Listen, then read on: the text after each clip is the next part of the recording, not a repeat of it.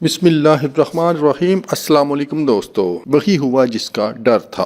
مسلم league کے درینہ اور پرانے ساتھی خواجہ سعد رفیق نے مسلم لیگ نون کو خیر آباد کہہ دیا۔ نواز شریف اور شہباز شریف کا ساتھ ہمیشہ ہمیشہ کے لیے چھوڑ کر چلے گئے۔ یہ وہ خبر ہے جو مسلسل سوشل میڈیا کی زینت بنی ہوئی ہے، اور اس خبر کو دڑا دڑ شیئر بھی کیا جا رہا ہے کہ خواجہ سعد رفیق نے مسلم لیگ کو چھوڑ دیا ہے اور نواز شریف کا ساتھ بھی چھوڑ دیا ہے۔ آج کی ویڈیو میں ہم آپ کے ساتھ اس خبر کی اصل حقیقت شیئر کرتے ہیں کہ کیا واقعی خواجہ سعد رفیق نے مسلم لیگ نون کو چھوڑ دیا ہے یا پھر یہ محض افواہ پھیلائی گئی ہے۔ ویڈیو میں آگے بڑھنے سے پہلے جن دوستوں نے میرا چینل سبسکرائب نہیں کیا وہ کر لیں اور ساتھ گھنٹی پر بھی کلک کر دیں تاکہ میری نئی آنے والی ویڈیوز آپ کو بر وقت مل سکیں۔ جی دوستو، اب ویڈیو میں آگے بڑھتے ہیں اور آپ کو بتاتے ہیں کہ مسلم لیگ کے درینہ ساتھی خواجہ سعد رفیق نے نواز شریف اور شہباز شریف کا ساتھ چھوڑا ہے یا پھر یوں ہی بے پر کی اڑائی گئی ہے۔ اس حوالے سے خواجہ سعد رفیق کا بیان سامنے آ گیا ہے۔